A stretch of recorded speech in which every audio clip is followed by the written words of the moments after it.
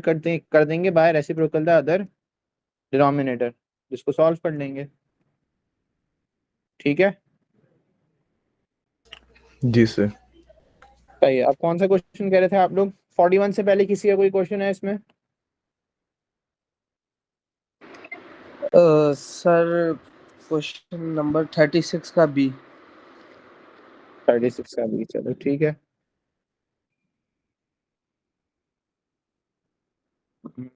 अच्छा, ये तो मैंने कराया हुआ भी है वैसे, लेकिन चलो मैं समझा देता हूँ दोबारा। Express 180 as a product of its prime factors, निकाल लिया था हम लोगों ने प्राइम फैक्टर्स।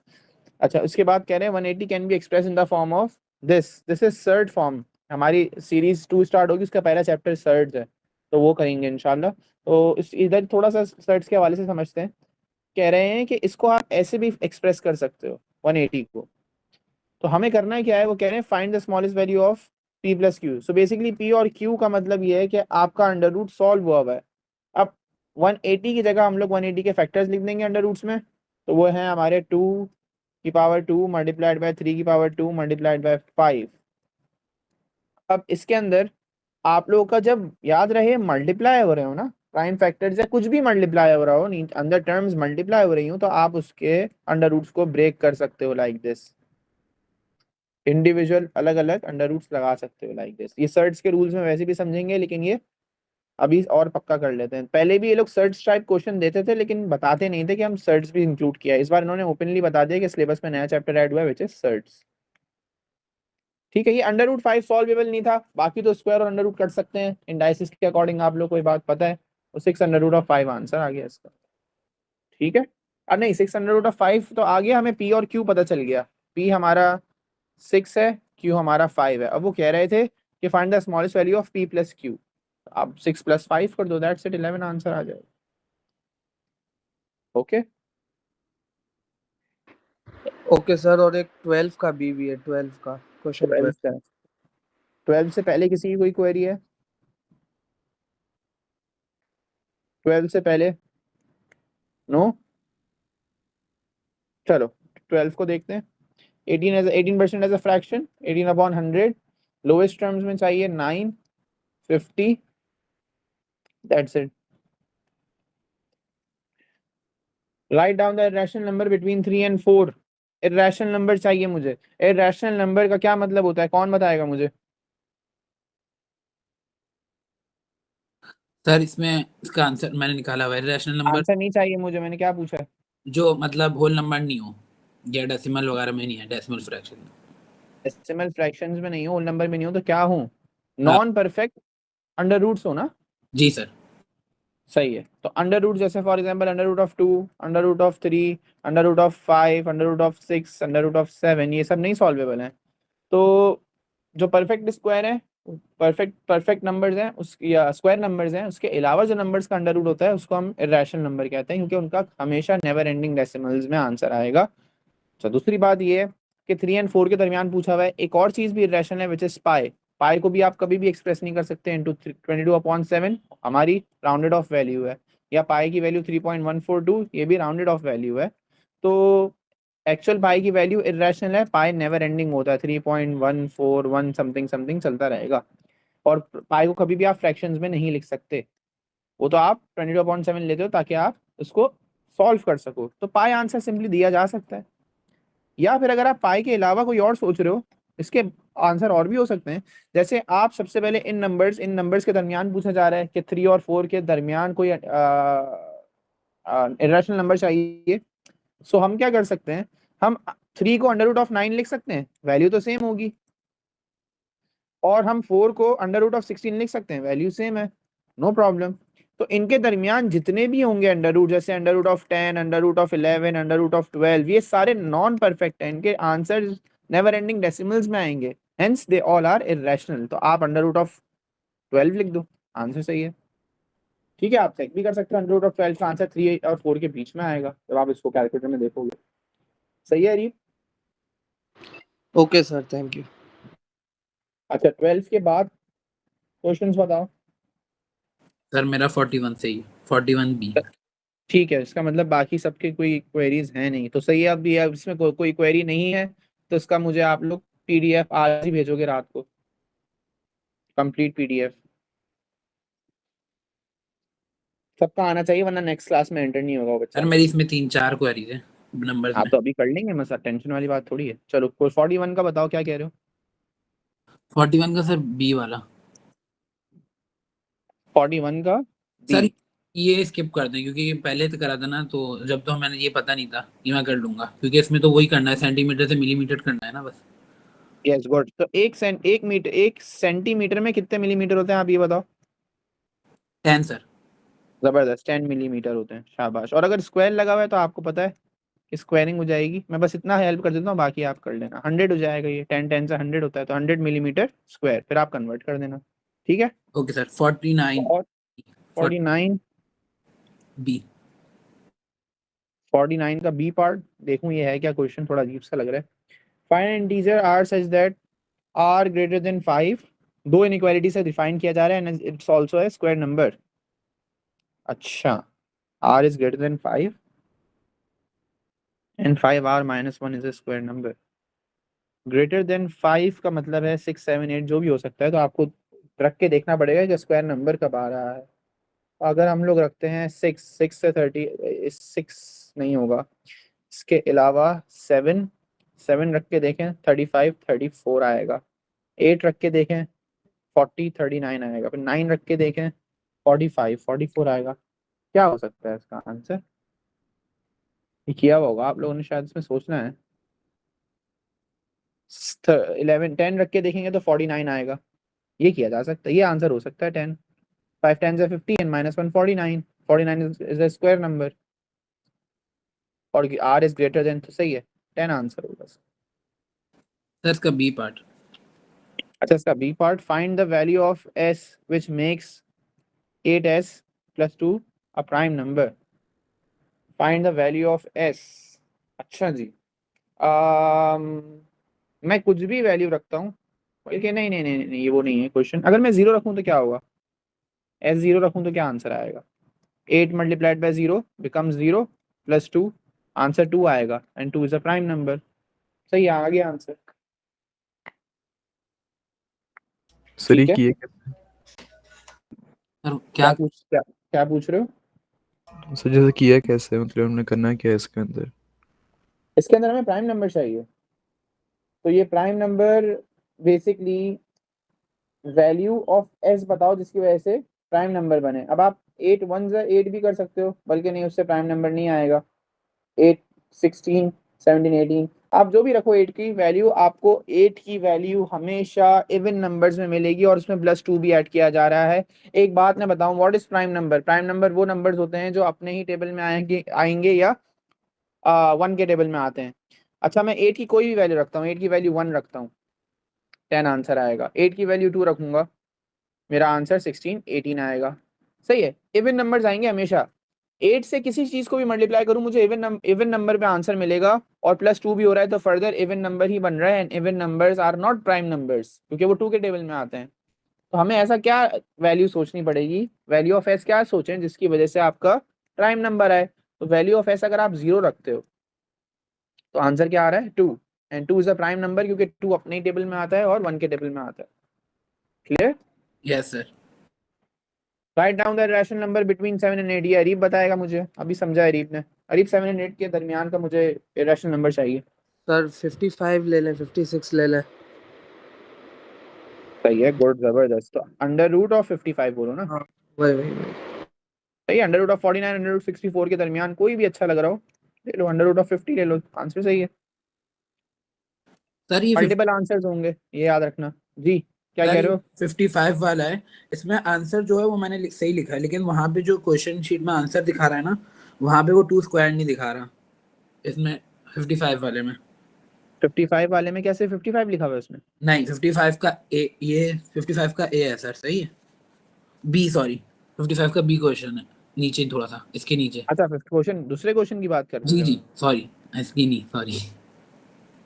कोई बात नहीं, कोई बात। अच्छा, इसकी बात कर रहे हो? जी इसका बी। अच्छा, इसमें मैंने सब निकाल लिए थे फैक्टर वगैरह, लेकिन उसके बाद ना इसका था 2 स्क्वायर मल्टीप्लाई बाय 67, लेकिन आंसर में सिर्फ यहाँ पे 67 लिखा हुआ है प्राइम फैक्टर। अच्छा मैं देखूं क्या क्या रहे हैं। x is an integer between 50 to 70। अच्छा 50 और 70 के बीच में इंटीजर नंबर होगा। Write down the value of x when x is a cube number, अलग है वो वाला क्वेश्चन। अच्छा 64 जाएगा ये तो, लिख देता हूँ चलो इसको भी। 64 जाएगा क्योंकि 4 मल्टीप्लाई हो रहा है 64 हो रहा है 50 और 70 के बीच में। अब क्या कह रहे हैं, x is a prime factor of 268, prime factor of 268। अच्छा और इन रेंज के अंदर भी आना चाहिए, तो हम 268 के फैक्टर्स अगर निकालें फिर देख लेते हैं क्या चल रहा है, पता चल जाएगा। 2 134 2 6 12 एंड देन 7 67। अब 67 क्या है, 67 किसी के टेबल में आता है? नो नहीं, 67 प्राइम नंबर है, फिर 67 अपने इटसेल्फ नंबर पे आता है और 67 ही इस 256 268 को डिवाइड कर सकता है क्योंकि इसी का फैक्टर है। तो देखो इस तरीके से 267 1 267 नहीं 67 1 67 हो जाएगा। तो हमें प्राइम फैक्टर्स पता चल गए, 2 मल्टीप्लाई बाय 2 मल्टीप्लाई बाय 67। तो ये जो 67 है ये 50 और 70 के बीच में आ रहा है, तो hence it is a factor of 268 क्योंकि 268 को डिवाइड कर सकता है। तो 67 आंसर हो गया।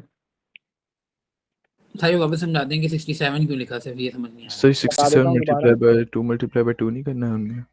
देखो मेरी बात सुनो। फैक्टर्स किसे कहते हैं? प्राइम छोड़ो, फैक्टर्स किसे कहते हैं? वो नंबर जो एक स्पेसिफिक नंबर को डिवाइड कर सकें। जैसे फॉर एग्जांपल 2 है तो मैं बोलूंगा इसका जो फैक्टर है वो 2 भी है, इसका फैक्टर 4 भी है, इसका फैक्टर 5 भी है। 6 नहीं है इसका फैक्टर क्योंकि 6 डिवाइड नहीं कर सकता इसको। 7 भी नहीं है, 8 नहीं है, 9 नहीं है, 10 है। समझ रहे हो क्या मतलब है फैक्टर्स का? जी सर। ठीक है मेरी बात सुनो। मल्टीपल फैक्टर्स हैं, अब इनमें से अगर मैं आपसे पूछूं कौन सा प्राइम फैक्टर, तो आप बोलोगे सर प्राइम फैक्टर इसमें 2 है और 5 है, अदर देन दैट नहीं है। तो ये प्राइम फैक्टर कहलाते हैं। प्राइम फैक्टर का मतलब पता चल गया। अब वो कह रहे हैं 268 का प्राइम फैक्टर बता दो, तो आप नॉर्मल फैक्टर्स तो निकालो इसके, फिर आप रुक गए एक जगह, बहुत बड़ा प्राइम फैक्टर आ रहा है, प्राइम नंबर आ रहा है, तो वही तो इसका प्राइम फैक्टर होगा। मतलब ये 268 is divisible by 67, hence it is a prime factor, it is a factor and also this is a prime number, that is why prime factor है ये। आप समझ में आया क्या कह रहा हूं मैं? Yes sir. आगे बताओ। 60 का सी पार्ट। आप लोग ने बाकियों ने अटेम्प्ट नहीं किया लग रहा है। फातिमा आपका, आपने सारा कर लिया?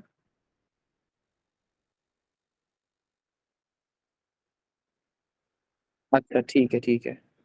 60। जी सर। अच्छा जी पूरा?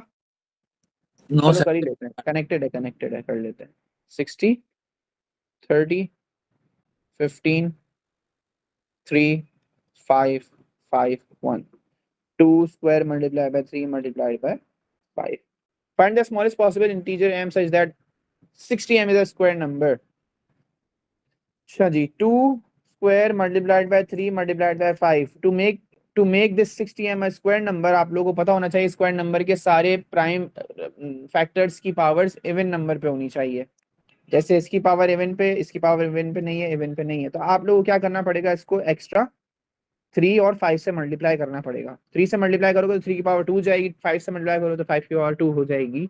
अच्छा तो ये 60m का बेसिकली मतलब ये है कि ये जो पार्ट है ये m है। वो ये कहना चाह रहे हैं क्वेश्चन के अंदर कि आप इंटीजर m से इसको मल्टीप्लाई कराओ 60 को, ताकि ये स्क्वायर नंबर बन जाए। अब 60 स्क्वायर नंबर नहीं है, लेकिन अगर आप 60 को 15 से मल्टीप्लाई करोगे तो स्क्वायर नंबर बन जाएगा। तो आपने किससे मल्टीप्लाई किया? 15 से, तो 15 आपकी m की वैल्यू है। और 15 से ही क्यों किया? क्योंकि आप 3 को 3 से मल्टीप्लाई कराओगे तो 3 की पावर स्क्वायर हो जाएगी, और 5 से मल्टीप्लाई कराओगे तो 5 की पावर स्क्वायर हो जाएगी, तो ये पूरा नंबर ही स्क्वायर नंबर बन जाएगा। ये कॉन्सेप्ट है। यहाँ तक सही है? जी सर, यहाँ तक की परफेक्ट आंसर। चलो the lowest number that is a multiple, the lowest number that is a multiple of both 60 and the integer n is 180. Find the smallest possible value of n. LCM दिया हुआ है, lowest number that is a multiple of both 60 and the integer n is 180. 180 क्या है इसका? LCM है। अच्छा एक number है n अननोन है और एक नंबर है 60, तो अगर मैं 60 के फैक्टर्स निकालूं, बल्कि निकले हुए थे अपन ने ऊपर निकाले हैं, 60 के हमारे पास फैक्टर्स हैं 2 square multiply by 3 multiplied by 5। n के क्या फैक्टर्स होंगे जिनकी वजह से इनका कंबाइन एलसीएम जो है वो क्या आ रहा है 180। एक काम करते हैं, पहले 180 के फैक्टर्स भी निकाल लेते हैं अपनी आसानी के लिए, अभी सब कुछ समझ में आने लगेगा।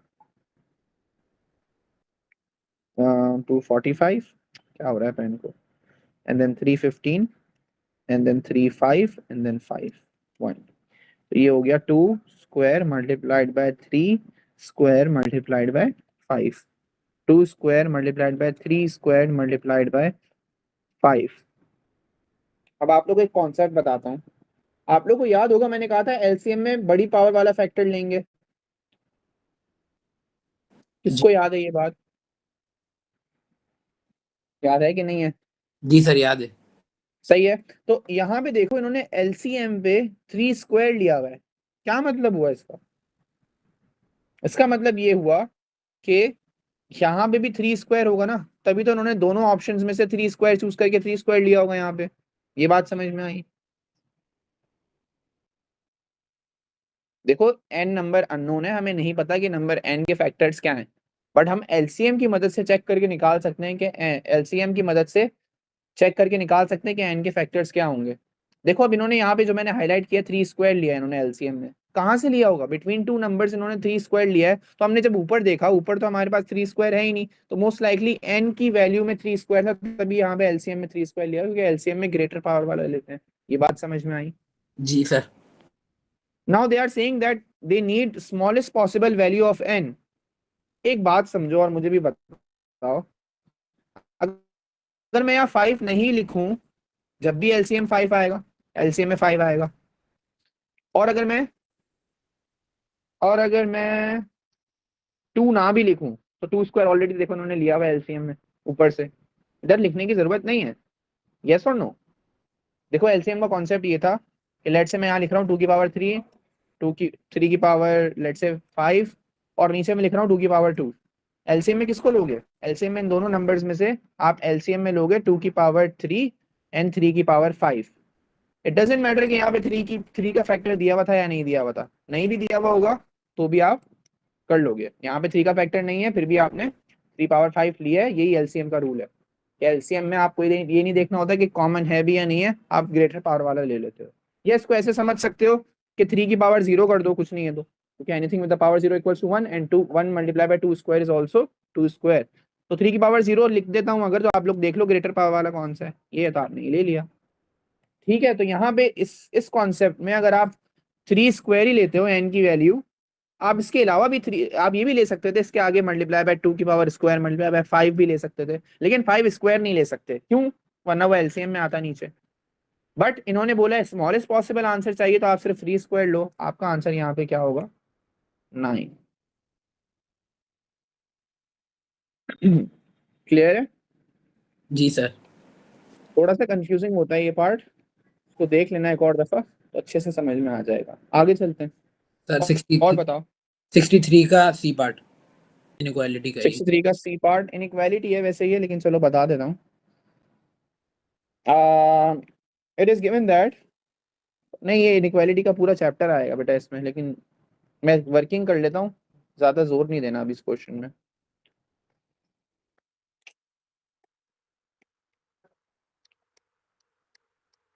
इंटीजर नंबर्स पूछ रहे हैं या ऑल, अच्छा इनइक्वालिटी का ऑल पार्ट पूछा, तो ये 3.5 हो जाएगा।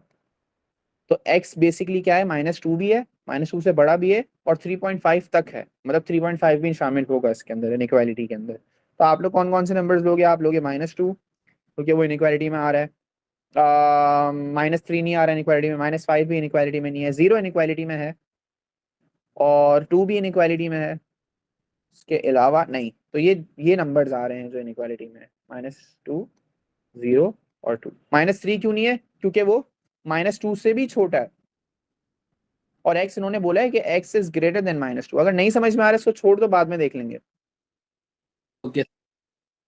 चलो आगे चलो और बताओ। एक मिनट सर। सर 69 तो 65 के बाद 65 को भी इनइक्वालिटी ही है बेसिकली, इसको बाद में देख लेंगे, इसके ये पजलिंग है वैसे। किया जा सकता है। देखो इसमें आपको एक एक वेरिएबल को है ना सर समझना ये पड़ेगा। इजी है बहुत। हाँ ये इजी, आप फिगर आउट कर सकते हो खुद से, लेकिन चलो चलो इजी है तो तुम मेरी हेल्प करो, मुझे गाइड करो ताकि मैं जल्दी से बता दूं। ओके सर, बताओ क्या इसमें बेसिकली बताया हुआ समझिए है कौन आपने। सा नंबर किससे छोटा है। तो सबसे छोटा यहाँ पे हम देख लेंगे कि डी सबसे छोटा है, क्योंकि वो किसी से भी ग्रेटर नहीं है। ए से भी छोटा है, जबरदस्त, सी से भी छोटा। जबरदस्त। देखो इसने कैसे फिगर आउट, बिल्कुल सही कह रहे हो जैद, ऐसे फिगर आउट किया कि ए बड़ा है डी से, और बाकी ए सब इधर से भी छोटा है, इससे भी छोटा है, तो इसका मतलब है डी ऐसा है जो ए से भी छोटा है। ए सबसे छोटे हैं लेकिन ए से भी छोटा डी है, तो उसका क्या मतलब हुआ, डी सबसे छोटा हो जाएगा ऐसे। और आगे बताओ जैद। फिर सर यहाँ पे ए आ जाएगा। ए आ जाए, हो गया। ए सिर्फ डी से बड़ा है, अदर देन दैट बाकी सबसे छोटा है। मतलब जिसके पास मुंह खुला हुआ होता है ना, इनइक्वालिटी समझने का मकसद ये, जिसके पास यहाँ पे मुंह खुला हुआ है ना, इसका मतलब ई ग्रेटर है और ए छोटा है। ठीक है। जी सर। अच्छा अब ए हो गया, अगला बताओ चलो। अगला अब अगले से हम लोग कंपेयर करेंगे, बताओ। बी आ जाएगा, क्योंकि वो ई से भी छोटा है और सी ई से भी बड़ा है। जबरदस्त। अगर मैं यहाँ पे देखूं तो यहाँ पे सी बड़ा है ए से, ई बड़ा है और सी, लेकिन ई जो है छोटा है सी से।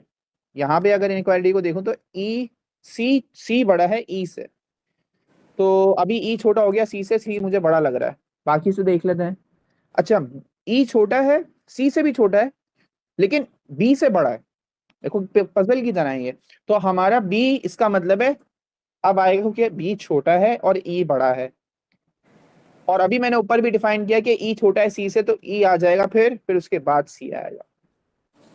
समझ में आया?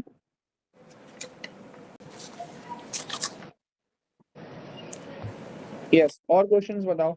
सर एक मिनट, 69 वाला सर, 69 का ये 1 और ए का 1, ए का 2, ए का 3, ये तीनों कंफ्यूजिंग थे। ये थोड़ा सा इंडाइसिस से कनेक्ट है। अच्छा करते हैं, पार्ट बी कह रहे हो ना? जी सर। ठीक है। m मल्टीप्लाई बाय n, इसका क्या मतलब हुआ, 2 multiplied by 3 square multiplied bye 2 multiplied bye 4 multiplied by 3 square. आप लोगों को पता है बेसिस सेम होती है, पावर्स क्या होती हैं, ऐड होती हैं। तो 2 और 2 मल्टीप्लाई कराओ, ये हो जाएगा 2 की पावर 5, और यहाँ पे 3 स्क्वायर और 3 स्क्वायर मल्टीप्लाई कराओ, ये हो जाएगा 3 की पावर, ये हो जाएगा 3 की पावर 4। बेसिस सेम है, पावर्स ऐड होंगी, दैट्स इट। ओके अच्छा सर। किसी के जहन में अगर ये आया कि यार ये तो डबल ब्रैकेट एक्सपेंशन हो रही है, तो वो गलत है। बताता हूँ क्यों। क्यों डबल ब्रैकेट एक्सपेंशन यहाँ नहीं हो रही है? इसलिए नहीं हो रही है क्योंकि यहाँ पे प्लस नहीं है। वो तो आप लोगों ने प्लस के कॉन्सेप्ट में सीखा है। यहाँ पे सारी टर्म्स मल्टीप्लाई हो रही है एक दूसरे के साथ, सब एक दूसरे के साथ मल्टीप्लाई हो रहा है, तो रिस्पेक्टिव बेसिस को मल्टीप्लाई कराओ सिर्फ। ये इससे होगा, ये इससे होगा, जो आंसर आएगा वो आप लिख लो। फिर उसके बाद वो पी एन क्यू पूछ रहे हैं, इसका मतलब है ये पावर पी की जगह पे हमारा 2 की पावर पी है बेसिकली, तो 2 की पावर 5 आ रही, तो हमारा आंसर क्या है, 5 है। एंड देन 3 की पावर 4 है, तो क्यू की जगह 4 आ जाएगा। अंडरस्टूड? यस सर, और ऐसे ही इसका डिवाइड वाला भी कर देंगे। डिवाइड वाला भी ऐसे ही होगा। डिवाइड वाले का भी चलो मैं बता देता हूँ। डिवाइड वाला कैसे होगा, आप लोगों के पास क्या है, m 2 की पावर 2 मल्टीप्लाई बाय 3 की पावर 2 डिवाइडेड बाय 2 की पावर 4 मल्टीप्लाई बाय 3 स्क्वायर।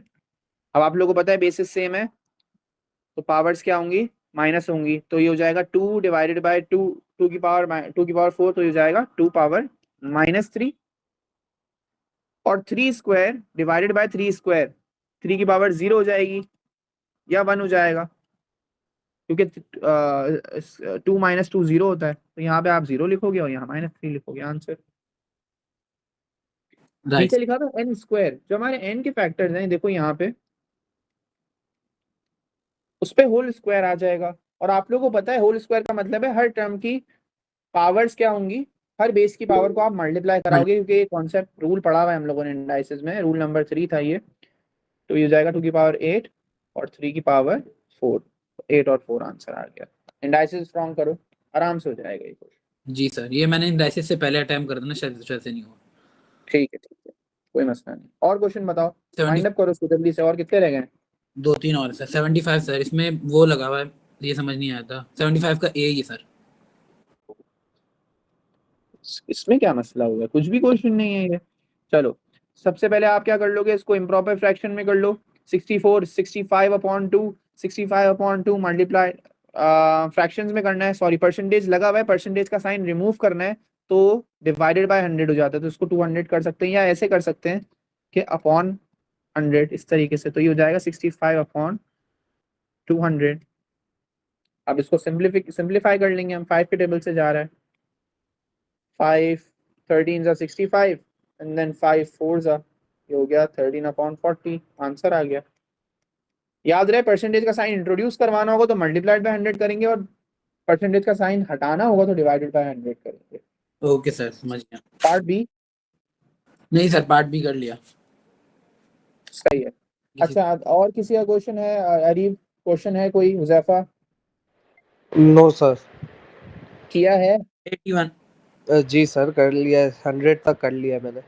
अच्छा सही, जबरदस्त, सही है। अच्छा सर, और बताओ कोई? 81। 81 बस, इसके बाद मैं इसकी क्वेरीज खत्म कर रहा हूँ, मुझे बाकी उस पर भी जाना है भाई। ओके दूसरे सर, चैप्टर पे, part B and C. Part B and part C, ठीक है। पार्ट बी में आपको वैल्यू ऑफ ए चाहिए, सिंपल अलजेब्रा है, आप ऐसे कर सकते हैं इसको 3a upon 7 equals to 2 upon 5, either cross multiply या अगर स्मार्टली देख सकते हो तो ये देखो 7 यहाँ डिवाइड हो रहा है, वहां जाके 2 से मल्टीप्लाई हो जाएगा, 3 यहाँ a से डिवाइड हो रहा है, वहां जाके 2 से डिवाइड हो जाएगा लेकिन 5 से मल्टीप्लाई होगा। इसका मतलब है a is equals to 2 multiplied by 7 divide by 5 multiplied by 3, 14 upon 15 answer है। Okay sir, thank you. और सर इसका सी भी। अच्छा, इसका एग्जैक्टली हाफ पे का मतलब ये होता है, कभी भी आपको किसी की उस पे स्टैटिस्टिक्स में भी पढ़ाया था मैंने, कभी भी बिल्कुल मिड पॉइंट या बीच में पहुंचना हो, दोनों चीजों को ऐड करो डिवाइडेड बाय 2, तो इन दोनों फैक्टर्स को, इन दोनों फ्रैक्शंस को ऐड करना पड़ेगा एंड देन डिवाइड बाय 2। तो सबसे पहले ऐड पे फोकस करते हैं। अब्दुल्ला कैसे ऐड करेंगे ये? सर 5 और 3 को पहले करेंगे हम। 5 और 3 को मल्टीप्लाई करेंगे, यस। सही है, और फिर 3 को 8 से कर देंगे तो डिनोमिनेटर सेम हो जाएंगे 24, और ये हो जाएगा हमारे पास 15 प्लस 16 विच इज 31 अपॉन 24। अब आपने वो कर लिया, ऐड कर लिया इन लोगों को, अब आप डिवाइडेड बाय 2 करो। डिवाइड बाय 2 ऐसे होगा कि आप इसको रेसिप्रोकल कर दो, मल्टीप्लाइड बाय 1 अपॉन 2 कर दो, it will become 31 upon 48 answer. सही है, जी सर। That's it. अब ये कंप्लीट फाइल मुझे चाहिए, बाकी खुद से कराओ भी कर लेंगे। एस्टिमेशन का क्वेश्चन 10 करवा दें। किसका? एस्टिमेशन का। चलो करते हैं।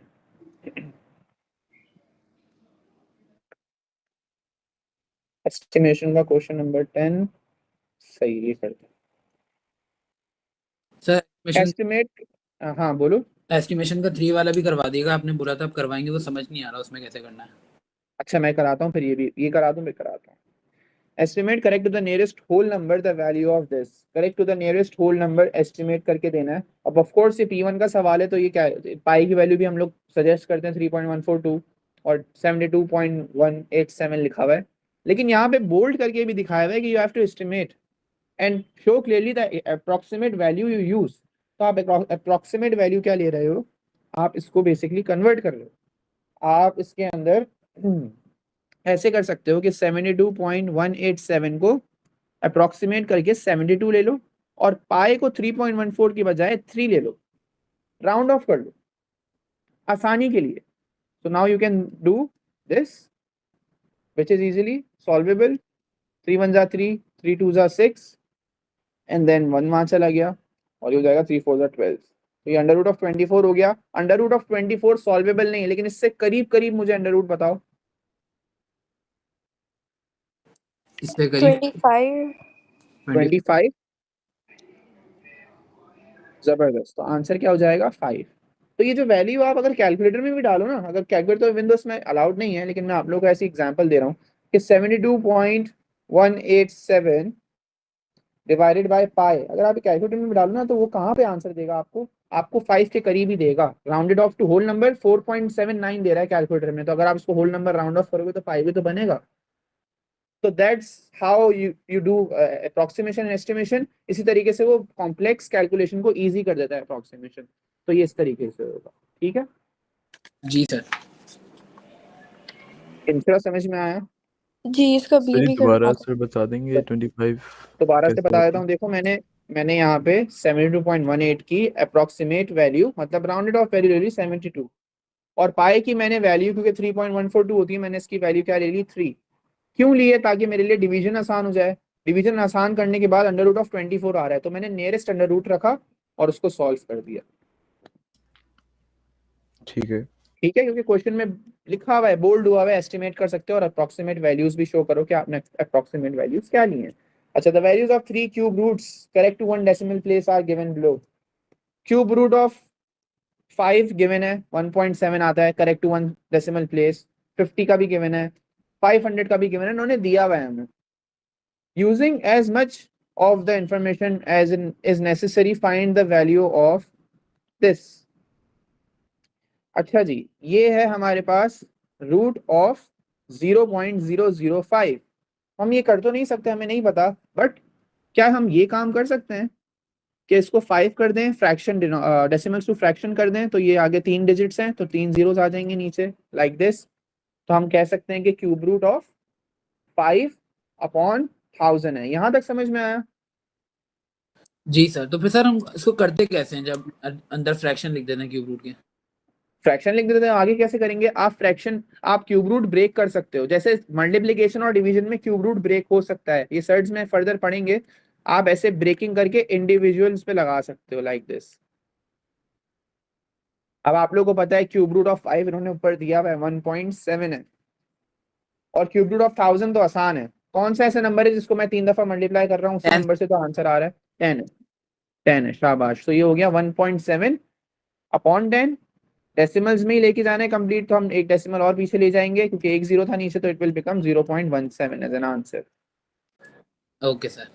सही है? ठीक है इंशरा, जी शाबाश। चलो क्वेश्चन नंबर 3 कह रहे थे आप? जी सर 3 करा दें या 11 करा दें? 3 मैंने दिया था ना, कहा था तुम लोग खुद करना। जी सर। चलो देखते हैं इसको। Express correct to significant figures. Two significant figure का मतलब ये है कि इसमें फर्स्ट सिग्निफिकेंट फिगर ये होगा, सेकंड ये होगा, ये। हम थर्ड को देखेंगे कि क्या वो 5 या 5 से बड़ा है। इफ यस, तो हम सेकंड वाले को राउंड ऑफ कर देंगे, तो इट विल बिकम 1/6। और आगे क्या करें? जितने भी जीरो, ये सब जीरोस बन जाएंगे। याद रहे कोई बच्चा ये गलती नहीं करना। और मैं क्यों कह रहा हूँ ये गलती नहीं करना, क्योंकि अगर आप लोगों ने ये लगा दिया तो टोटल 8 सिग्निफिकेंट बन जाएगा। डेसिमल्स के बाद जीरोस लगते हैं तो सिग्निफिकेंस होते हैं। तो ये आपका आंसर होगा। सर तो 769 ही लिखोगे? जी, क्या पूछ रहे हो? 7 मुझे समझ में नहीं आ रहा, रिपीट करना। तो हाँ, वो सिग्निफिकेंस बन जाते हैं ना, जैसे अगर आप 0.0 भी लगा दोगे ना, तो अब इसकी वजह से पूरा का पूरा ये सिग्निफिकेंट तो सिग्निफिकेंस हो गया। कितने सिग्निफिकेंट बन गया ये बन गया 1 2 3 4 5 6। अगर आप ये जीरो हटा देती हो, 0.0 नहीं लगाती, तो इसका मतलब ये है 16,000 है ये। और 16,000 जीरोस एंडिंग हो रहे होते हैं ना, एंडिंग जीरोस, उन वो सिग्निफिकेंट नहीं होते। तो ये क्या हो जाएंगे? कितने सिग्निफिकेंट है इसमें? 2 सिग्निफिकेंट। ठीक है। अच्छा जी, इसके बाद मुझे बताओ, ये 0.000 क्या ये सिग्निफिकेंस रखता है कोई? नहीं। इसके बाद जो पहला आएगा वो फर्स्ट सिग्निफिकेंट होगा, तो 3 फर्स्ट सिग्निफिकेंट है, एंड 0 जो है वो क्या है? सेकंड सिग्निफिकेंट है। थर्ड सिग्निफिकेंट पे कौन खड़ा हुआ है? 4। क्या ये 5 से बड़ा है? नहीं है, कम है। तो ये 0 को 1 नहीं कर सकता, ये जो 0 है ये वाला, इसको 1 नहीं कर सकता, तो इट विल बिकम 0.0030 ओनली। ये आंसर है इसका। अब किसी बच्चे ने अगर ये लिख के दिया मुझे, तो इसमें क्या गलती की है उसने? क्या ये आंसर है या ये आंसर है? कौन बताएगा? सिर्फ एक सिग्निफिकेंट हुआ ना उस वाले में तो। एग्जैक्टली, उसमें सिर्फ एक ही सिग्निफिकेंट है, इसमें 1 SF है, इसमें 2 सिग्निफिकेंट है। Right sir. चलो अब वो कह रहे हैं use your answer to part A to estimate correct to 1 significant figure the value of this. हम क्या करेंगे? हमारे जो पार्ट आंसर्स हैं इन पार्ट ए, जैसे इसका आंसर आया था हमारा 16,000, तो हम 16,000 लिख लेते हैं। और इसका आंसर हमारा आया था 0.0030, तो 0.0030। हम इन दोनों को यूज करके मल्टीप्लाई करा देते हैं और जो आंसर आएगा उसको 1 सिग्निफिकेंट पे राउंड ऑफ कर देंगे। कैसे बताता हूँ। आप लोग क्या करो, 16,000 मल्टीप्लाई पे डेसिमल की मल्टीप्लिकेशन है, आप लोग को पता है। अच्छा, ये जीरो में लिखूं या ना लिखूं, वैल्यू चेंज नहीं होगी, सिग्निफिकेंस चेंज होगा, तो हम ये हटा देते हैं फॉर द वैल्यू कैलकुलेशन। अभी हटा देते हैं, कोई मसला नहीं है। हम क्या करेंगे, यहाँ से डेसिमल रिमूव किया, जितने जीरोस हैं, जितने डिजिट्स हैं आगे उतने जीरोस आ जाएंगे नीचे। अभी हम लोगों ने कैंसिल किए like this, 16 multiply by 3 which is 48। अब इसको 1 सिग्निफिकेंट फिगर में राउंड ऑफ करेंगे तो क्या बन जाएगा, 50। ये आंसर है हमारा। Right sir. सबको समझ में आया? जी सर, ओके जी। इसमें 7 वाला जो मैंने पूरा आंसर कंप्लीट कर लिया था उसका, सही है, तो वहाँ पे वो +-6 क्यों कर रहा है आंसर में, वो मुझे समझ नहीं आया। मैं देखता हूँ, बताता हूँ। अच्छा अरीब, आप कुछ पूछ रहे थे अभी? नहीं सर, मुझे इसमें नहीं है सवाल अभी। ठीक है। By writing each number correct to 2 significant figures, estimate correct to 1 significant the value. पहले कह रहा है by writing each number correct to 2 significant figure, तो हमें पहले इनको लिखना होगा 2 सिग्निफिकेंट फिगर पे। ये 2 सिग्निफिकेंट फिगर में क्या हो जाएगा,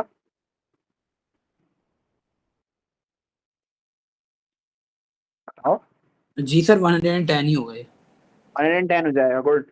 अच्छा, ये 2 सिग्निफिकेंट में हो जाएगा, 2 सिग्निफिकेंट फिगर में 0.20। फिर कह रहे हैं मल्टीप्लाई, और ये 2 सिग्निफिकेंट फिगर में कितना हो जाएगा, 370। ऐसा ही है ना? अच्छा, अब पहले सब्ट्रैक्शन नहीं करनी है, अकॉर्डिंग टू बॉड मास पहले मल्टीप्लिकेशन होगी। तो मल्टीप्लिकेशन करो पहले, 110 ऐसे ही रखो, मल्टीप्लिकेशन करो। मल्टीप्लिकेशन कैसे होगी, आप कर दो इसको 20/100, या ये भी बोल सकते हो 2/10 मल्टीप्लाइड बाय 370। जीरोस और जीरो कैंसिल हुए, 37 मल्टीप्लाई बाय 2 कितना हो गया जी, बताओ? 37 टाइम्स 2 कितना होता है? 74। 74 सर। 74, शाबाश। तो ये हो जाएगा 110 माइनस 74। अब ये सब्ट्रैक्ट करके दो, जल्दी से बताओ। सर 36। जबरदस्त जबरदस्त। आंसर क्या है, 6। सर इसका आंसर लेकिन +-6 दिखा रहा था बुक में तो। हाँ तो वो सॉरी, मैं भी भूल गया, +-6 करेक्ट करेगा एग्जामिनर, मसला नहीं है। लेकिन आप लोगों को मैंने बताया था अंडर रूट जब भी सॉल्व होता है तो +-6 में आंसर, प्लस माइनस में आंसर आता है, क्योंकि जी। हमें नहीं पता स्क्वायर किसको किया है इन्होंने। 6 को किया है जब भी 36 आ सकता है, -6 को स्क्वायर करें जब भी तो 36 आ सकता है। तो हमें थोड़ी पता कि इन्होंने -6 से किया है या 6 से किया, तो अभी हम लोग क्या लिख देते हैं, +-6। ठीक है। Okay sir. और सर इसका बस लास्ट है तो 11। क्वेश्चन नंबर 19 करवा सकते हैं? 11 और 19, ओके देखते हैं। सर 11 का बी, इसमें ये इंडाइसिस से रिलेटेड है क्या है? स्टैंडर्ड फॉर्म से अभी आ रहा है, स्टैंडर्ड फॉर्म, इसको रोक दो अभी फिर। सही है, आगे चलें। जी सर, अब्दुल्ला कुछ पूछा था, बता दें बस। 19, चलो जी। देखते हैं इसको। Find the difference between this. अच्छा जी, अच्छा, देखो ये दिया हुआ भी है और इनके दरमियान डिफरेंस चाहिए इनको। करेक्ट टू 6 डेसिमल प्लेसेस दिया हुआ है। डिफरेंस कैसे निकालेंगे, सिंपली माइनस करेंगे हम लोग। 3.1666, कितने 6 हैं, 6 7, 1 2 3 4, 1 2 3, सही है। और आप सब्ट्रैक्ट कर दो इसके अंदर से 1 6 2 2 7 8, 5 हो जाएगा। 17 में से 8 निकालो, 15 होता है। 17 में से 8 निकालेंगे कितना होगा, 9 होगा। और फिर उसके बाद 5 यहाँ पे आपने 15 किया, 15 में से 7 निकालना है, 8 आया। फिर उसके बाद 5 में से 3 आ गया, फिर 4 आ गया, फिर 0, फिर 0 and 0। Give your answer correct to 2 significant figures. चलो ये रे 2 सिग्निफिकेंट, थर्ड सिग्निफिकेंट फिगर इसको चेंज कर देगा, तो ये हो जाएगा 0.0044 आंसर। ठीक है Abdullah? Yes sir. Estimate correct to the nearest whole number the value of this. Whole numbers में इसको राउंड ऑफ कर लेते हैं फिर। +4 और ये हो जाएगा 3 square, 3 square plus 4 square 9 plus 16 कितना होता है 25, 5 आंसर। आसान है। जी जी सर। चलो बाकी शायद ये वाला क्वेश्चन तुम लोगों को तंग करे 29। एक क्वेश्चन है, कर लेना बाद में, नहीं भी करोगे कोई मसला नहीं है, इतने थोड़े से आउटडेटेड क्वेश्चंस भी हैं ये, इस तरह के अजीबो गरीब क्वेश्चन आजकल आ नहीं रहे हैं, लेकिन कोई मसला नहीं है, ट्राई कर लेना, नहीं आएगा तो और कभी देख लेंगे इसको। आगे बढ़ते इंडाइसिस से और प्रोबेबिलिटी से भी पूछना है। प्रोबेबिलिटी का क्वेरी क्लास रखी थी ना हम लोगों ने। चलो कोई मसला नहीं है, आप एक काम करो सर फातिमा, ज्यादा क्वेरीज है क्या? सर इंडाइसिस का बता लें, मेरी भी उसमें एक दो बता मेरी रहा हूँ बता रहा हूँ फातिमा, मुझे बताओ प्रोबेबिलिटी की ज्यादा क्वेरीज हैं?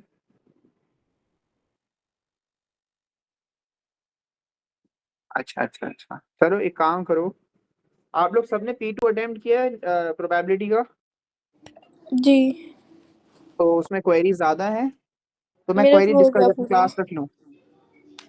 सर एक रख लें, उसमें वो जो फ्रीक्वेंसी एक वाला रखते हैं। ऑप्शन था ना, उसमें मुझे भी फर्क मसला हो रहा था प्रोबेबिलिटी का जो last.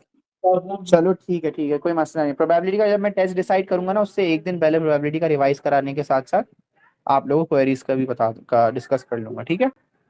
Okay sir, thank you. No problem.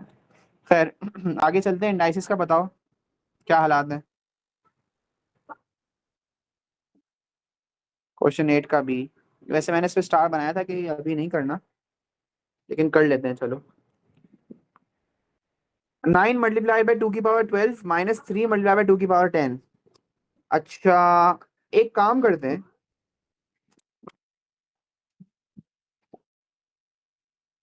काम ये करते हैं हम लोग इसको एल्जेब्रिकली सॉल्व करते हैं। हम कंसिडर करते हैं कि ये 2 की पावर 12 और 2 की पावर 10 जो है, ये इस तरीके से कि x की पावर 12 एंड x की पावर 10 है। तो अगर हम इसको फैक्टराइजेशन के तौर पे करें तो ये हो जाएगा, गेट बंद करो, ये हो जाएगा आपका 3x पावर 10 और नीचे हो जाएगा 2 की पावर 8 है, तो उसको हम बोल सकते हैं 3x की पावर 8। सही है, मैंने x की जगह 2 की जगह x लिख दिया है। Right sir. ठीक है, मैं डायरेक्ट कैच कर सकता हूँ, डायरेक्ट सॉल्व भी कर सकता हूँ, लेकिन मैं आप लोग एल्जेब्रिकली दिखा रहा हूँ कि किस तरीके से हो सकता है। अच्छा अब मैं क्या कर सकता हूँ इसके अंदर फर्दर सॉल्व करने के लिए, मैं 3 कॉमन ले लेता हूँ सबसे पहले तो, और x की पावर 8 भी कॉमन ले रहा हूँ। इवन तो लेना चाहिए मुझे x की पावर 10 कॉमन, लेकिन मैं 8 कॉमन इसलिए ले रहा हूँ क्योंकि 3 की पावर 8 कॉमन इसलिए लिया जा रहा है ताकि नीचे से खत्म हो जाए वो। बात समझ में आ रही है मैं क्या कहना चाह रहा हूँ?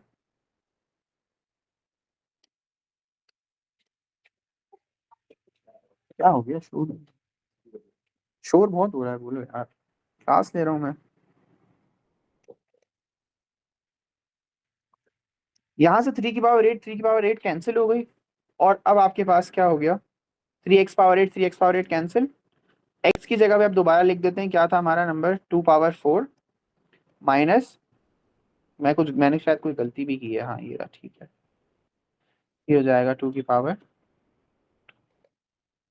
और नीचे तो कुछ है ही नहीं, अब इसको सॉल्व करना आसान है। ये हो जाएगा 3 ब्रैकेट 16 माइनस 4 48 माइनस 4 44 आंसर है इसका। समझ में आ गया या मैं समझाऊं? सर ये समझा दें, वो 3x8 लिखा है, उसका जो ब्रैकेट में 3x4 लिखा है ना, वो समझ नहीं आया मुझे। देखो यहाँ पे मैंने ना कॉमन लिया है, कॉमन लेने का क्या कॉन्सेप्ट था कि आपके पास सेम जो फैक्टर है, नंबर का फैक्टर है, सबसे पहले वो ले लो, जैसे दोनों नंबर डिविजिबल बाय 3 है, तो मैंने 3 कॉमन ले लिया। इसके बाद मैंने x कॉमन लिया, x की पावर 8 कॉमन लेने की वजह है, मैं x की पावर 10 कॉमन ले सकता था, आप मैक्सिमम पावर वाला कॉमन लेते हो। लेट से यहाँ पे अगर लिखा हुआ होगा ना 3 की पावर x की पावर 3 और x की पावर 2, तो you can take x power 2 from both, तो आप क्या ले सकते हो कॉमन, x पावर 2, और यहाँ पे बच जाएगा x और यहाँ पे बच जाएगा 1। ये कॉमन लेने का तरीका था, हमने अलजेब्रा में पढ़ा हुआ है। जी सर, तो यहाँ पे तो आईएस नहीं ली है, मैं पूछ रहा हूँ। हाईएस्ट इसलिए नहीं लिए क्योंकि मैं चाह रहा हूँ 3 की पावर 8 और 3 की पावर 8 कैंसिल हो जाए ना न्यूमरेटर डिनोमिनेटर में। अगर आप हाईएस्ट भी ले लेते हो कोई मसला नहीं है, इधर थ्री की पावर एक्स की पावर 2 बन जाएगी, एक्स की पावर 2 बच जाएगी, जिसको आप मल्टीप्लाई करा देना दोबारा बाद में तो वही चीज बन जाएगी दोबारा। तो इट्स बेटर कि आप वो ले लो कॉमन, ताकि आप कैंसिलेशन करवा सको न्यूमरेटर डिनोमिनेटर की, जो रिमेनिंग बचेगा फिर आप उसको सॉल्व कर लेना। ओह ओके सर, समझ आ गया। सही है, और क्वेश्चंस बताओ। 27 से किसी और का है कोई इससे पहले? नो? यस सर, 18 है 18।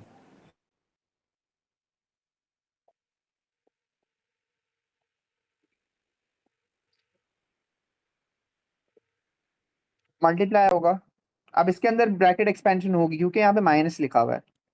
तो अगर यहाँ मल्टीप्लाई होता ना तो ऐसी ब्रैकेट एक्सपेंशन की बेवकूफ़ी नहीं करना।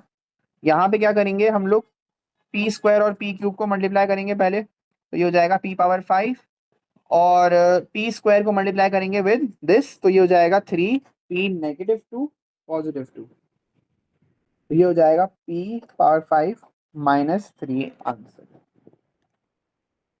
दूसरी टर्म से कैसे हुआ ये चीज समझ में आई? देखो P square multiplied bye 3p -2 है, बेसिस सेम करो, बेसिस ये है, बेसिस को मल्टीप्लाई कराओ सेम बेसिस को, तो पावर क्या बनती है 2 - 2 विच इज 0, 3 पावर p की पावर 0 हो गया, 3 ही आएगा। ठीक है, सही।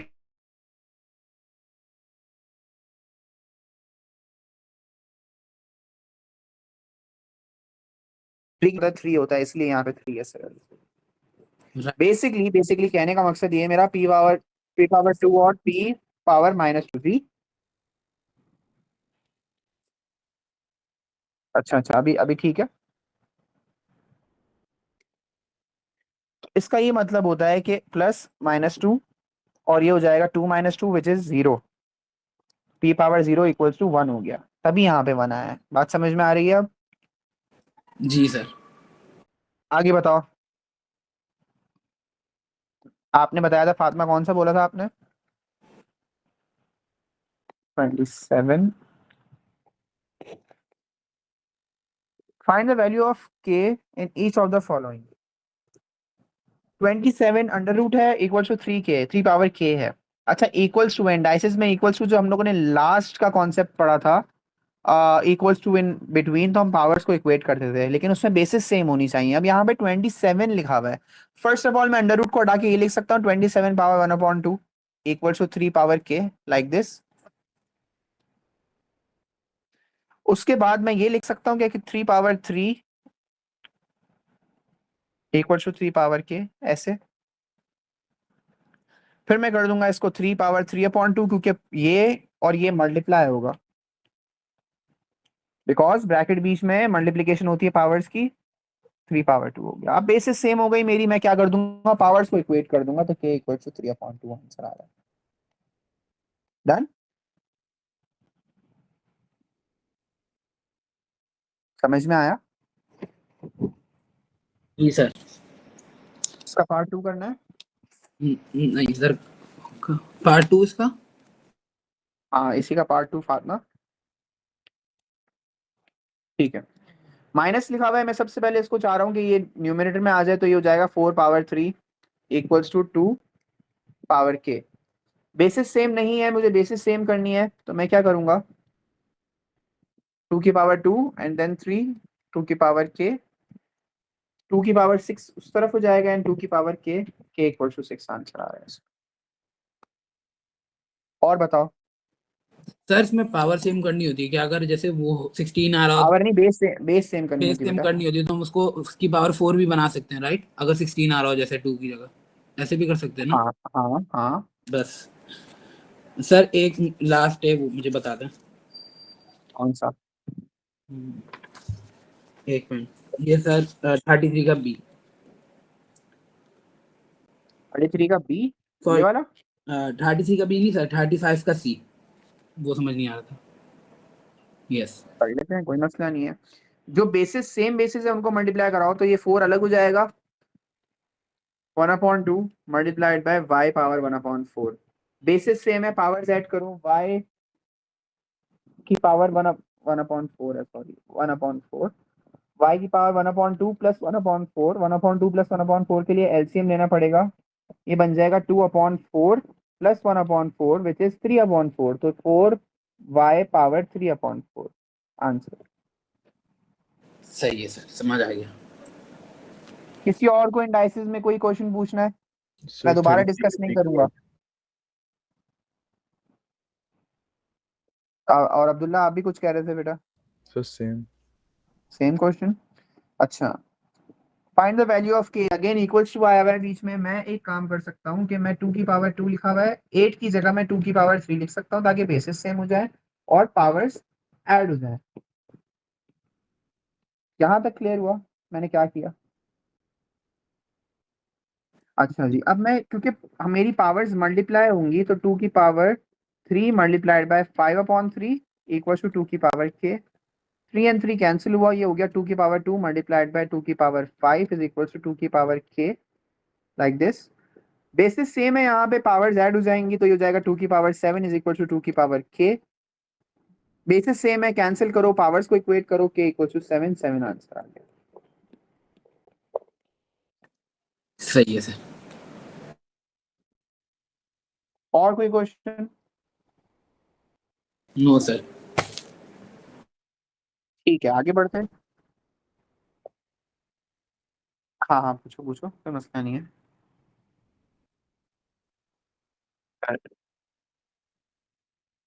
That's it, okay. Limits of accuracy में क्वेश्चंस हैं या वो अटेम्प्ट ही नहीं हुआ है अभी तक? अभी तक नहीं अटेम्प्ट करा। सही है, चलो इसको बाद में डील कर लेंगे, फिर कोई मसला नहीं है। और स्टैंडर्ड फॉर्म को समझते हैं। हमने कौन कौन से डिस्कस किए अभी? हमने इंडाइसिस किया, हमने एस्टिमेशन और नंबर्स किया ना। ठीक है, सही है। इनकी बेटा इनकी फाइल्स मुझे सबमिट करते रहना, इंडिविजुअल चैट्स में देना, ग्रुप में नहीं डालना कोई, मुझे इंडिविजुअली दे देना। जिनके पास मैं फिजिकली जाता हूँ वो मुझे भले शो कर देना काम अपने रिस्पेक्टिव उसमें टाइम्स में। बाकी जो ऑनलाइन वाले हैं वो मुझे प्लीज पीडीएफ भेज देना इसकी।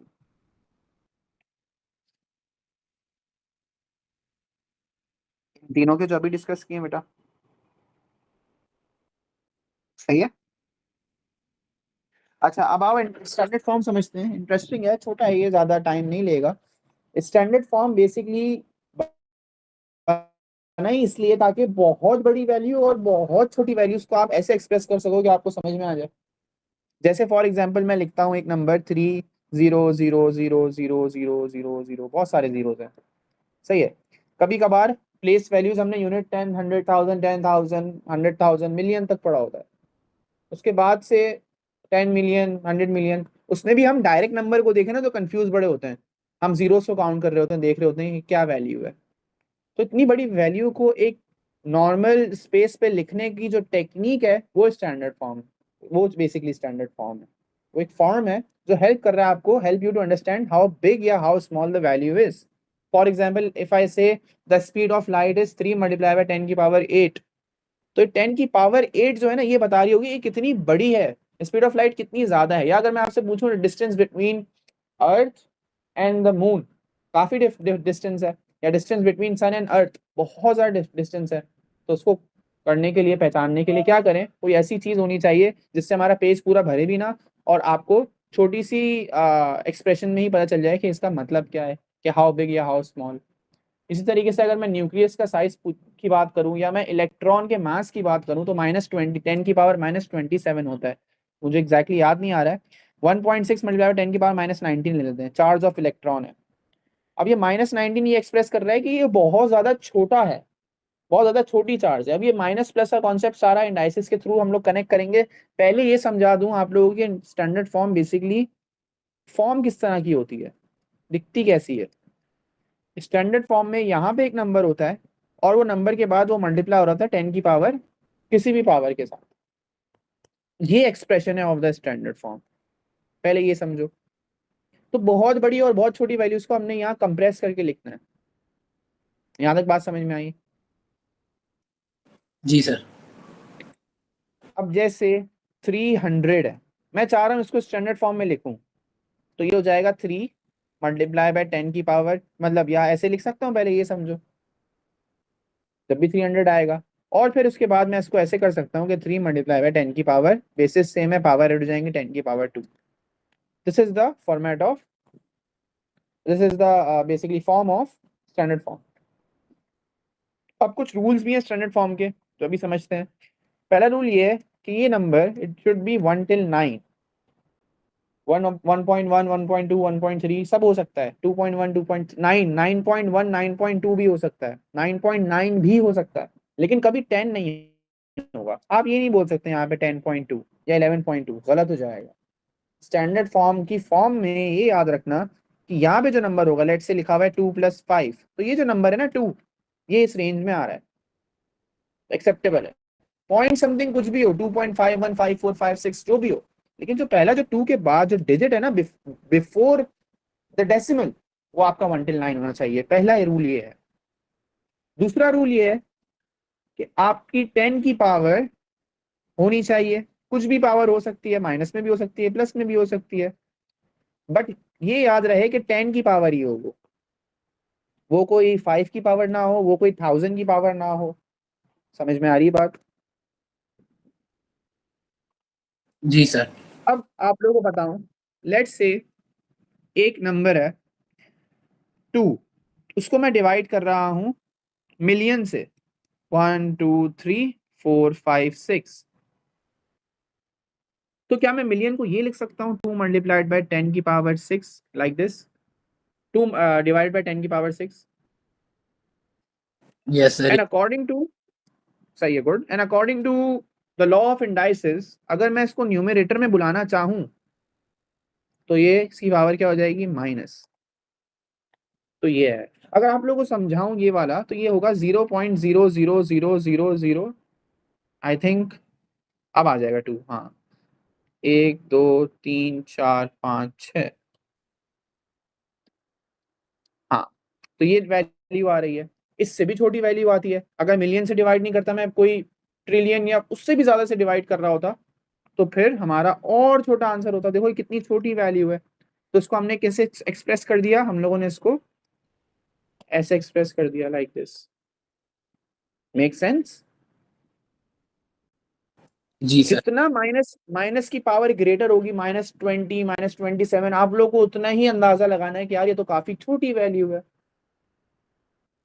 और जितनी ही ज्यादा पॉजिटिव में बड़ी होगी वैल्यू, उतना ही आप लोग को पता चल जाएगा कि यार वो काफी बड़ी वैल्यू है। एग्जाम्पल 5.2 मल्टीप्लाइड बाय 10 की पावर्स, मैं लिखता हूँ 8 लिखता हूँ, चलो अभी 8 से स्टार्ट करते हैं। तो आपका इसका क्या मतलब है कि 5.2 मल्टीप्लाई बाय 10 की पावर 8 है, इसका मतलब आप डेसिमल को 8 दफा आगे लेके जाओ, 1, 2, 3, 4, 5, 6, 7, 8, तो ये नंबर बनता है 1, 2, 3, 4, 5, 6, 7, 3, 3, 6 और 1। ये मेरा बैंक बैलेंस है। सही है, हाँ। तो कितना ज्यादा है ना? तो मैंने आप लोगों को बता दिया भाई, मेरा ये बैंक बैलेंस है। ठीक है, इंस्टेड ऑफ इतने सारे जीरोस गिनवाता मैं आप लोगों को, इतने सारे डिजिट्स गिनवाता, मैं आपको ये बता देता हूँ भाई ये है मेरा बैंक बैलेंस। कोई बच्चा इंशाल्लाह नहीं बोल रहा? मैंने सर माशाल्लाह बोला है, नजर ना लगे। अच्छा ठीक, ठीक है। नहीं, इंशाल्लाह बोलना पड़ेगा क्योंकि अभी है नहीं।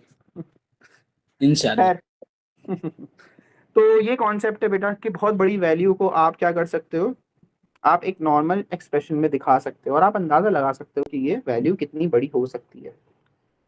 स्टैंडर्ड फॉर्म का यूज समझ में आ गया? यस।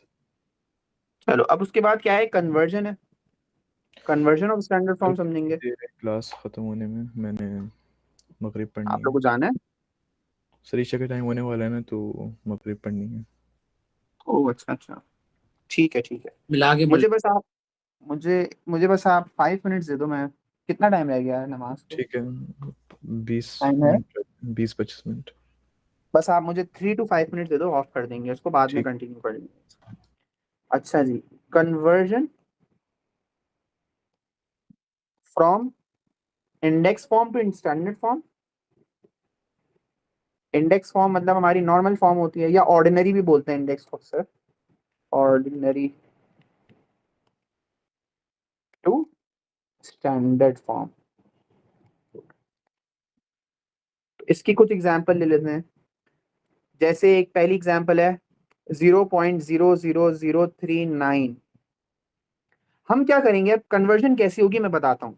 डेसिमल को कहाँ लेकर आना है, आगे लेकर आना है, 1 2 3 4 4 दफा आगे लेकर आना है, लाइक दिस। मतलब हम लोगों को 3.9 के बीच में होना चाहिए। ये 39 नहीं हो सकता, ये 0.39 नहीं हो सकता। मतलब यहाँ नहीं, हम लोग यहाँ नहीं रुक सकते, हम यहाँ नहीं रुक सकते वरना 0.39 हो जाएगा, और हम इसके बाद यहाँ नहीं रुक सकते वरना 39 हो जाएगा। हमें क्या चाहिए, 3.9 चाहिए। जैसा मैंने रूल के हिसाब से बताया था कि ये जो डिजिट होता है ये क्या होना चाहिए, 1 या 9 होना चाहिए। तो ये हो गया एक चीज। दूसरा, मैंने कितनी दफा डेसिमल आगे बढ़ाया है, 1 2 3 4। जितनी दफा डेसिमल आगे बढ़ेगा उतनी दफा आपकी पावर नेगेटिव होगी। आगे जाओगे पावर नेगेटिव होगी, पीछे आओगे पावर पॉजिटिव होगी। डेसिमल आके लेके गए हो तो ये हो जाएगा 3.9 मल्टीप्लाइड बाय 10 की पावर -4। Got it? Yes. सो एक है 0.00539, इसका क्या आंसर होगा, बताओ। 5.39 10 power -3. 5.39 मल्टीप्लाई 10 की पावर -3। गुड। सर पता कैसे चलेगा कितने डेसिमल आगे लेके जाना है, ये समझ नहीं आ रहा। बेटा जब तक आप, मैं ये तो कह रहा हूँ, ये रूल ऑफ इंडाइसिस है कि जब तक आपके पास यहाँ नहीं आ जाए कि एक ये जो पहला डिजिट है आपका, जो एक डेसिमल से पीछे वाला जो डिजिट है वो 1 या 1 से बड़ा टिल 9 ना हो, मतलब 1 टिल 9 में ना आ रहा हो, मतलब 1 टिल 9 में आ रहा हो एक्चुअली। जैसे 5 1 टिल 9 की रेंज में आ रहा है, तभी ये 5.39 मल्टीप्लाइड बाय 10 की पावर -3 एक्सेप्टेबल है। ठीक है। और अगर आप 9 इसको भी आ आगे लेके चले गए तो 53.9 हो जाएगा। और अगर 9 भी आ रहा हो जब भी सर? हाँ, जब भी सही है। 9.39 होता तो जब भी एक्सेप्टेबल है। Okay sir. सही है। अब इस एक और एग्जांपल ले लेते हैं, 5663000। इसको करना है, ये बड़ी वैल्यू है, तो आप क्या करोगे, होल नंबर में हमेशा याद रखना कि डेसिमल एंड में होता है। तो 1 2 3 4 5 और 6। तो आप 6 दफा पीछे गए हो, जितना पीछे जाओगे उतनी पावर बढ़ेगी। इनवर्स रिलेशन की तरह समझ लो इसको कि जितना पीछे जा रहे हो उतनी पावर इंक्रीज होगी। तो ये हो गया 5.663 मल्टीप्लाइड बाय 10 की पावर, कितनी दफा गए हम लोग, 1 2 3 4 5 6, तो +6. +6 हो जाएगा। जबरदस्त। कन्वर्जन समझ में आई? जी सर। यस यहाँ सर। तक रखते हैं कन्वर्जन को। इंडेक्स से स्टैंडर्ड बताइए, स्टैंडर्ड से इंडेक्स भी बताऊंगा, और उसके बाद इसकी हम addition subtraction multiplication and division समझेंगे, और इसके क्वेश्चंस करके इसको वाइंड अप कर लेंगे। कल मेरे ख्याल में कल की क्लास में आधे घंटे ये समझना पड़ेगा, फिर हम नई अपनी सीरीज स्टार्ट कर देंगे। Okay sir. Okay, Allah Hafiz. Allah Hafiz sir, thank you. Allah Hafiz. Hafiz.